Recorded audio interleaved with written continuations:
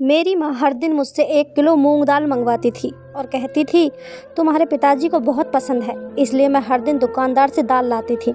लेकिन मेरी माँ ने उसे नहीं बनाया। मुझे बड़ा आश्चर्य हुआ।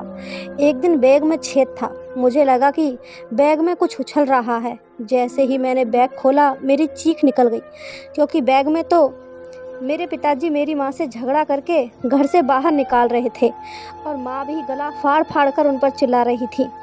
तब मैं बाहर लिविंग रूम में बैठकर 12वीं की परीक्षा की तैयारी कर रही थी। मेरा मन तुरंत पढ़ाई से विचलित हो गया था। पिताजी मुझे अपनी लड़ाई में घसीट लाए थे। हमेशा की तरह आज भी मुझे मनहूस कहकर चले गए थे।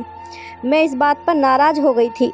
मैं सोच रही थी कि फिल्मों में तो दिखाया जाता है कि माँ बाप अपने इकलौते बच्चे पर जान न्यौछावर कर देते हैं, लेकिन यहाँ तो मामला कुछ और ही था। मेरे पापा जब भी मुझे मनहूस कहते थे तो मेरी माँ नाराज़ हो जाती थी और कहती थी दुआ करो रीना मर जाए, तुम्हारे जीवन से रीना का मनहूस साया हट जाए। और मैं बाहर बैठकर हे भगवान कहती थी, मुझे ऐसी ज़िंदगी जीकर करना भी क्या था। एक दादी की कसर रह जाती थी। जैसे ही पिताजी घर से बाहर निकल जाते तो अपने झगड़े का रुख माँ की तरफ कर देती थी। फिर हमारा घर लड़ाई का मैदान बन जाता था। आसपास के लोग छतों पर खड़े होकर सास बहू की लड़ाई का ऐसा मज़ा लेते जैसे किसी थिएटर में कोई फिल्म चल रही हो। मैं इन सब झगड़ों से तंग आ चुकी थी। दादी माँ को कोसने के लगती और कहती नेहा मैं तो तुम्हें तलाक दिलवा कर ही रहूँगी। बहुत कर ली तुमने मेरे बेटे की कमाई पर ऐश। फिर मम्मी और दादी में तू मैं शुरू हो जाती तो ख़त्म होने का नाम ही ना लेती।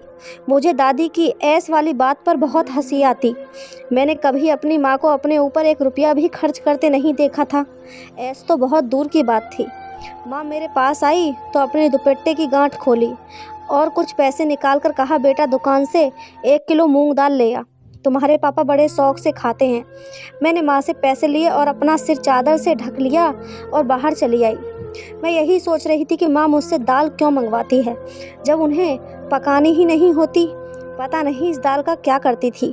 मुझे तो लगता था कि मुझे इस घर के तनावपूर्ण माहौल से दूर करने के लिए वो मुझे बाहर भेजा करती थी ताकि मैं ताज़ी हवा में सांस ले सकूं। मेरी माँ एक साधारण महिला थी। सारा दिन काम में लगी रहती, लेकिन कोई भी उनसे खुश नहीं होता था। उनका कसूर सिर्फ इतना था, वो पिताजी को बेटा नहीं दे सकी थी। मेरे जन्म के बाद कुछ ऐसे कॉम्प्लिकेशन हुए कि मेरी माँ दोबारा से माँ नहीं बन पाई। इसलिए मेरे पिताजी मुझे मनहूस कहते थे। मेरे पिताजी एक अय्याश किस्म के इंसान थे। उन्होंने घर के बाहर अपनी अय्याशी का पूरा इंतजाम करके रखा था। वह घर में माँ के साथ ठीक रहते तो दादी उन्हें बेटे की याद दिलाती तो वह परेशान हो जाते थे।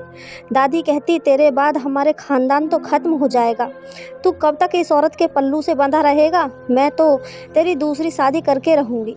पिताजी जब भी दादी के पास से उठकर कमरे में जाते तो माँ को डांटने लगते हैं। पहले तो माँ चुप रहती थी, मगर अब वह भी बोलने लगी थी। इस तरह झगड़ा बढ़ता जाता था। इस लड़ाई के कारण मैं घोर मानसिक चिंता से ग्रस्त हो चुकी थी। ऐसे ही दिन बीत रहे थे। एक दिन मैं कॉलेज से घर वापस आई तो देखा कि माँ फूट फूट कर रो रही थी। मैं थोड़ा सा डर गई। मैंने अपना बैग दरवाजे पर फेंक दिया और भागकर माँ के पास आई और बोली माँ मुझे बताओ क्या हुआ। और वो रोती हुई बोली मैं मर जाऊंगी, बर्बाद हो जाऊंगी, मेरा कुछ भी नहीं बचा इस दुनिया में। मैं बहुत घबराई हुई थी। मैं बोली माँ बताइए तो कि ऐसा क्या हुआ है, पिताजी तो ठीक है ना। माँ ने मुझे गले से लगा लिया और फूट फूट कर रोने लगी थी। उन्होंने कहा तुम्हारी दादी ने अपनी सहेली की लड़की को बुलाया है, अब तुम्हारे पिता उससे शादी करेंगे और हम दोनों को घर से निकाल देंगे। हम दर बदर की ठोकरें खाएंगे। बात तो वास्तव में परेशानी की थी। जब मैंने अपनी माँ को समझाया तो वह संभल गई थी। उन्होंने जल्दी से अपने पल्लू से पैसे निकाले और बोली 1 किलो दाल तुलवा ला। मुझे माँ की हालत देखकर हंसी आ गई थी। एक समय तो उन्हें खाने पीने का भी होश नहीं था और जब वे समझने की स्थिति में हुई उन्हें फिर से दाल की पड़ी थी। मैंने कहा माँ ये वाली दाल क्या आप अपनी सौतन के लिए पकाने जा रही हैं। मेरी बातें सुनकर वह नाराज़ हो गई। मैं फिर उनसे पैसे लेकर दुकान से दाल खरीदने चली गई। मुझे मालूम था कि हर रोज़ की तरह आज भी दाल नहीं बनेगी। कभी कभी मुझे लगता था कि माँ रोज़ 1 किलो मूंग दाल मंगवा कर के कहीं जमा तो नहीं करती है। मैं खुद ही अपने इस विचार पर हंस देती थी। मैं दाल लेकर आई तो दादी की सहेली की लड़की आ चुकी थी। वह 27 साल की लड़की थी। उसकी उम्र माँ से 7-8 साल छोटी है। उन्होंने आधुनिक डिजाइन के कपड़े पहने हुए थे।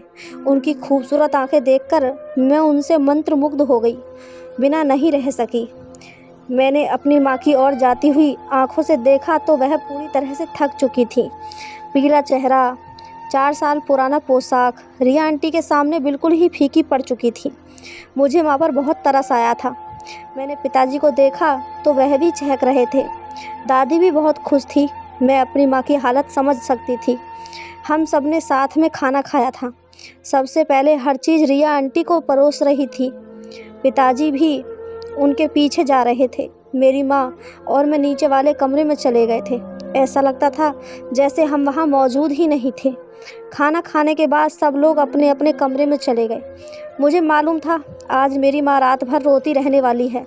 सुबह हुई तो माँ मेरे पास आई और बोली कि तुम कॉलेज मत जाना, हम बाज़ार जाएंगे, कुछ ख़रीदारी करनी है।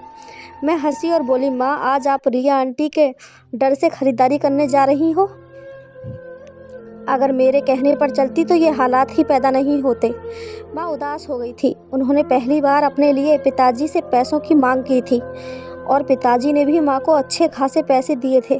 पता नहीं पिताजी की मेहरबानी के पीछे माँ की कदर छिपी थी या फिर आंटी के आने से वह इतने खुश हो गए थे, उन्हें पैसे की परवाह ही नहीं थी।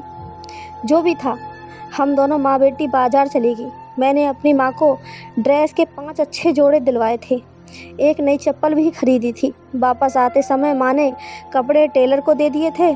जब हम घर लौटे तो मेरी दादी अपने कमरे में भगवान के नाम की माला जप रही थी, जबकि पिताजी आंटी के साथ गहरी बातचीत कर रहे थे। ये देखकर माँ की सारी खुशियाँ चकनाचूर हो गई। माँ पैर पटकती हुई कमरे में चली गई थी। पिताजी भी माँ के पीछे पीछे चले गए। मैं भी आंटी के बगल में बैठकर फैशन और मेकअप की बातें करने लगी। मेरी माँ मुझे अक्सर कहती थी कि रिया आंटी को अपनी बातों में लगाए रखो ताकि वो तुम्हारे पिताजी के पास ना बैठा करे। घर में अजीब सा तनाव था। दादी आंटी को पिताजी के करीब लाने की बहाने ढूंढती थी, जबकि आंटी तो खुद पिताजी के पीछे पीछे रहती थी। इधर मेरी माँ अलग अलग काम करती रहती थी। पिताजी मनमौजी से थे। मैंने देखा था कि रिया आंटी की इतनी खूबसूरती के बावजूद पिताजी उनसे कम ही बातचीत करते थे। माँ भी अब नए कपड़े पहनती, रोज़ाना कंघी करती, क्रीम लगाती। एक दिन हम सब साथ में खाना खा रहे थे कि दादी ने मुझे कहा, रीना खाना खाने के बाद सामने की दुकान से 1 किलो दाल ले आना, तुम्हारे पापा बड़े शौक से खाते हैं। मैंने दादी की तरफ आश्चर्य से देखा और बोली, दादी आपने भी माँ वाला कारोबार शुरू करने के बारे में सोचा है क्या? सभी ने चौंक कर मेरी ओर देखा था। पिताजी ने कहा, क्या मतलब है? मैं सारी बात बताने वाली थी। मतलब माँ भी मुझे दुकान पर। मैंने बात करते करते अपनी माँ की तरफ देखा तो माँ नाम में सर हिला रही थी। उनकी आंखें भी डरी हुई लग रही थी। मुझे लगा मुझे अपनी माँ की बातों को सबके सामने नहीं बताना चाहिए, इसलिए मैंने बात बदल डाली। माँ जब भी मुझे दुकान पर भेजकर कोई सामान मंगवाती है तो मुझे भी पैसे देती है। पिताजी हंस पड़े थे। खैर, उस दिन जब दादी ने दाल मंगवाई थी तो उस दिन हमारे घर में सच में दाल बनी थी, जो मैंने बड़े शौक से खाई थी। अब कई दिन बीत गए थे, लेकिन दादी का दिमाग फिर से घूमने लगा था। वह उठते बैठते पिताजी को याद दिलाती थी कि तुम्हारा कोई बेटा नहीं है, हमारा खानदान खत्म हो जाएगा। दादी माँ को कभी कभी डांटती थी। अब वह साफ शब्दों में पिताजी से कहती थी, अगर तुम हाँ कहो तो रिया के साथ तुम्हारी शादी कराकर तुम्हारा घर आबाद कर दूं। पिताजी ने कहा, माँ मेरा घर तो पहले से आबाद है। लेकिन दादी कहाँ मानने वाली थी। एक दिन मैं कॉलेज से वापस आई तो कमरे में माँ को अंधेरा करके लेटा हुआ देखा। वो बहुत रो रही थी। मैं घबरा गई। मैंने माँ के गले लगकर उन्हें चुप कराया, उन्हें तसल्ली दी। माँ ने मुझे सारी बातें बताईं कि क्या हुआ है। माँ बोली, रीना तुम दुकान से मुझे 1 किलो मूंग दाल लाकर दे दो, फिर बताती हूँ। मैं चुपचाप दुकान से दाल लेकर आई थी। माँ कभी भी खुद दाल लेने नहीं गई थी, वो मुझसे ही मंगवाती थी, वो भी आदेश देकर, और दाल वाली बात को सबसे छुपा कर रखा था। मुझे कहती, कॉलेज वाला बैग लेकर जाओ, उसमें दाल छुपा कर ले आना। कोई पूछे तो कहना कि दुकान से कॉपी किताब लेने गई थी। मैं वापस आई और माँ से पूछा कि वह क्यों रो रही थी। उसने कहा, तुम्हारी दादी ने मुझे तुम्हारे पिताजी के कमरे को छोड़कर तुम्हारे कमरे में जाने के लिए कहा है। वह रिया को दुल्हन बनाकर लेकर आएंगी। मैंने पूछा कि अब आप क्या करोगी? वो बोली, मैं तुम्हारे पिता की राय पूछूंगी। अगर वे कहते हैं कि तुम माँ की बात मान लो तो मैं ये घर हमेशा हमेशा के लिए छोड़कर चली जाऊंगी। मैं अपनी माँ की बातें सुनकर डर गई थी, क्योंकि मेरी माँ अपनी बात की पक्की थी। उन्होंने जब भी कोई निर्णय लिया था वो उस पर कायम रही थी। मैं पूरे दिन प्रार्थना करती रही थी कि काश पिताजी माँ का साथ दे दें। इस बात की संभावना बहुत कम थी, मगर प्रार्थना करने का क्या हर्ज था। खैर, पिताजी शाम को लौटे थे। बरामदे में बैठकर रिया आंटी से पूरे 2 घंटे बातें करते रहे थे। पिताजी के चेहरे पर गुलाब खिल रहे थे। मेरे दिल में ख्याल आया था कि काश पिताजी इसी तरह माँ से भी प्यारी प्यारी बातें किया करते। फिर पिताजी उठकर अपने कमरे में चले गए। मेरा दिल पूरी तरह धड़क रहा था कि पता नहीं आज पिताजी माँ की किस्मत का क्या फैसला करेंगे। थोड़ी देर हो चुकी थी कि माँ मेरे पास आई। उनकी आंखें आंसुओं से भरी हुई थीं। वो मेरे गले लगकर फूट फूट कर रोने लगी थी। मैं सब समझ गई थी। मैं बोली, माँ, मैं भी तुम्हारे साथ चलूँगी। मुझे इस घर में नहीं रहना। मैंने अपना फैसला सुना दिया था। फिर मेरी माँ अलग होकर बोली, अरे पगली, आज तो तेरे पिताजी ने मेरा मान रख लिया है। उन्होंने मुझे मेरी नज़रों में विश्वास जताया है। जब मैंने उन्हें तुम्हारी दादी की बात बताई तो वह बोले, माँ का दिमाग खराब हो गया है, तुम बिल्कुल भी चिंता मत करो। मैं खुशी से उछल पड़ी थी। मेरे दिल को सुकून मिल गया था, लेकिन ये खुशी भी ज़्यादा दिन तक नहीं टिक सकी। इस घटना के कुछ ही दिनों बाद पिताजी रिया आंटी को खरीदारी करने के लिए लेकर जाते थे। शहर में घुमाने के लिए निकलते थे। दूसरी ओर माँ टेंशन के मारे सूख कर कांटा होती जा रही थी। माँ की ज़िंदगी अब या तो सारा दिन पिताजी की जासूसी करने में बीत जाती या मुझे दाल लेने के लिए भेजने में। अब हमारी स्थिति और भी गंभीर हो गई थी। अब रिया आंटी ने दादी से साफ शब्दों में कह दिया था कि अगर अगले रविवार तक विनय ने मुझसे शादी नहीं की तो मैं वापस चली जाऊंगी। आखिर कब तक मैं उसकी हाँ के इंतज़ार में बैठी रहूंगी। रिया आंटी की बात सुनकर दादी बहुत चिंतित हो गई थी और इसलिए वह माँ की दुश्मन बन चुकी थी। उस दिन रविवार था, मैं घर पर ही थी। दादी माँ के साथ सुबह से लड़ रही थी। माँ अपना काम खत्म करके अपने कमरे में जाकर लेट गई। पहले तो दादी सिर्फ माँ को धमकी दे रही थी कि विनय का कमरा खाली कर दो, नहीं तो मैं तुम्हें केवल उसके कमरे से नहीं बल्कि उसके जीवन से भी निकाल दूंगी। जब माँ ने कुछ नहीं कहा तो दादी कमरे में आ गई और माँ का सामान कमरे से बाहर फेंकने लगी थी। अब मेरे संयम का बांध टूट चुका था। मैं माँ के कमरे में गई और माँ पर गुस्सा करने लगी थी और बोली, दादी अपने दायरे में क्यों नहीं रहती? माँ ने मुझे कहा, मैं सब संभाल लूँगी, तुम मुझे 1 किलो मूंग दाल ला कर दो। मैंने वहाँ से मोटी चादर ओढ़ी और दाल लेने के लिए निकल पड़ी। दाल का झोला लेकर बैग में डालने लगी तो लगा बैग फट गया, लेकिन मुझे घर की चिंता सता रही थी। मैंने ऐसे ही दाल का झोला बैग में डाल दिया था। लगभग आधे रास्ते में मुझे बैग में कुछ उछलता हुआ महसूस हुआ। मुझे डर लगने लगा। जब मैंने बैग खोला तो उसमें परिंदा अधमरा पड़ा था। मेरी रूह कांप उठी। मैंने उस परिंदे को सड़क पर फेंक दिया था और खुद घर जाने के बजाय पिताजी की दुकान पर चली गई। पिताजी की दुकान हमारे घर के पास ही थी। मुझे देखकर वे चिंतित हो गए। मैंने उन्हें अपने साथ घर चलने को कहा। वह बिना कुछ कहे मेरे साथ चल दिए। उधर पिताजी ने भी घर का दरवाज़ा खोला ही था कि माँ दरवाजे की तरफ झूलते हुए गिरने ही वाली थी कि पिताजी ने आगे बढ़कर उन्हें पकड़ लिया। पिताजी हम दोनों माँ बेटी का हाथ पकड़कर घर में दाखिल हो गए। दादी घायल शेरनी बनी हुई थी। वो चिल्लाने लगी, विनय, अभी और इसी वक्त नेहा को तलाक दे, उसने तुम्हारी माँ की बेइज्जती की है। दादी की बातें सुनकर पिताजी बोले, माँ, मुझे लगता है शुरुआत आप ही ने की होगी। पिताजी की बात सुनकर तो दादी का पारा चढ़ गया। वो बोली, मैंने सिर्फ इतना ही कहा था कि तुम्हारा कमरा खाली कर दे। यह कमरा मुझे रिया के लिए सेट करना है, तुम दोनों की शादी है। पिताजी हंस पड़े और बोले, माँ बस कर दो। फिर रिया आंटी से बोले, देखो, आप इस घर में मेहमान हैं। आपके साथ मैंने अच्छा वक्त गुजारा। अच्छा तो नहीं लगता, लेकिन मेरी अब ये मजबूरी बन गई है कि मैं आपसे कहूँ कि अब आप हमारे घर से वापस अपने घर जा सकती हैं। मुझे बिल्कुल अच्छा नहीं लगता कि आपकी वजह से हमारे घर का माहौल ख़राब हो। दादी चिल्लाने लगी, विनय, तुम्हारा दिमाग ख़राब तो नहीं हो गया है ना? रिया हमें बारिश देगी और तुम्हें क्या चाहिए? पिताजी ने कहा, माँ, अगर भगवान को हमें बारिश देना होगा तो नेहा से ही दे देगा। माँ, आज मैं आपसे एक बात बहुत ही साफ शब्दों में कहना चाहता हूँ कि आप इस घर की मालकिन हैं। इस घर में जो कुछ भी है सब कुछ आपका है। आप यहाँ रानी बनकर रहें। मैं, मेरी पत्नी और मेरी बेटी आपकी सेवा करेंगे। लेकिन आज के बाद यदि आपने हम लोगों से झगड़ा करने की कोशिश की तो हम तीनों इस घर को हमेशा हमेशा के लिए छोड़कर चले जाएंगे।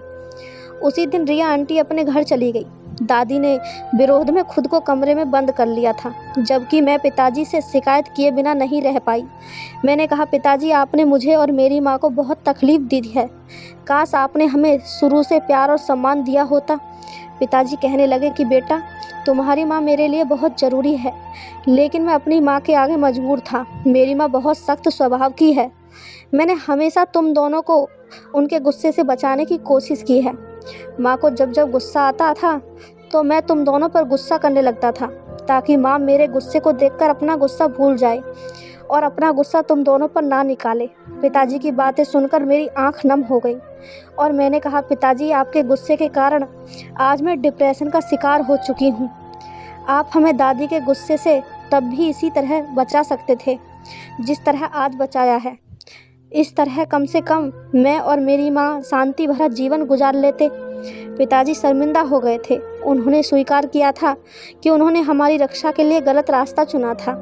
उन्हें बहुत पहले अपनी माँ को रोक लेना चाहिए था। मैं पिताजी के गले लगी, लेकिन मेरी माँ ने रोना भी उचित नहीं समझा। वो बार बार भगवान का शुक्रिया अदा कर रही थी कि भगवान ने उनके पति के दिल में उनके लिए प्यार भरा था। घर की स्थिति में काफ़ी सुधार आ गया था। पिताजी भी अब हमें घुमाने के लिए लेकर जाते थे। घर में कोई नहीं था। जो मैंने माँ से पूछा, माँ, आप हर दिन मुझसे मूंग दाल क्यों मंगवाती थी? माँ, दाल में एक परिंदा मरा हुआ पड़ा था, जिसे देखकर मैं डर गई थी। इतना तो मैं जानती हूँ कि दुकानदार से इतनी बड़ी गलती नहीं हो सकती जो दाल के बदले मरा हुआ परिंदा दे दे। इसमें ज़रूर कोई राज छिपा है। आज मुझे बताइए, वो परिंदा कहाँ क्या कर रहा था? माँ बहुत डर गई थी, लेकिन उनके पास अब सच बोलने के अलावा कोई चारा नहीं था। वो बोली, जिस दुकान से तुम दाल लेकर आती थी ना, उसके पड़ोस में एक बाबा जी रहते हैं, तावीज़ बनाने का काम करते थे। मैंने उस दुकानदार से कहा था कि मेरे लिए भी एक तावीज़ ले लिया करे।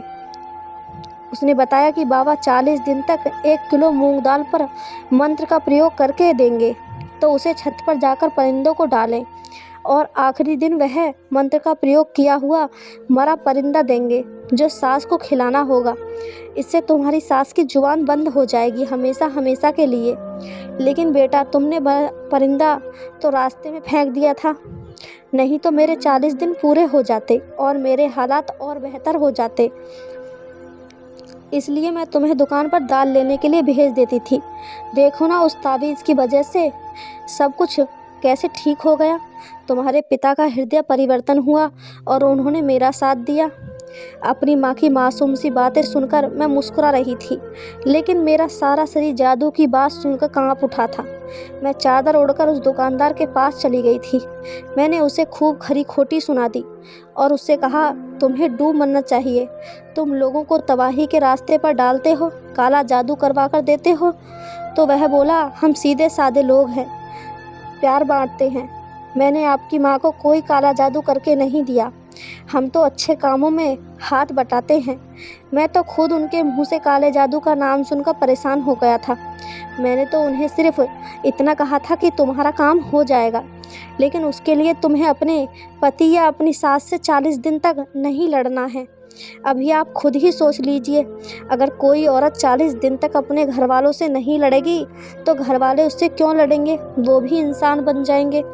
मुझे नहीं मालूम काले जादू से कुछ होता है या नहीं, लेकिन मैं दुकानदार की सोच से बहुत प्रभावित हुई थी कि उसने अपने स्वयं के साथ पुरुष को कैसे संभाला था। उसने माँ को कितनी गहराई वाली बात बताई थी। मैं इतना ज़रूर जानती हूँ कि पिताजी का दिल किसी भी तरह से बदला था या नहीं, लेकिन मेरी माँ के बेइंतहा प्यार, निस्वार्थ और बलिदानों की वजह से ज़रूर बदला था।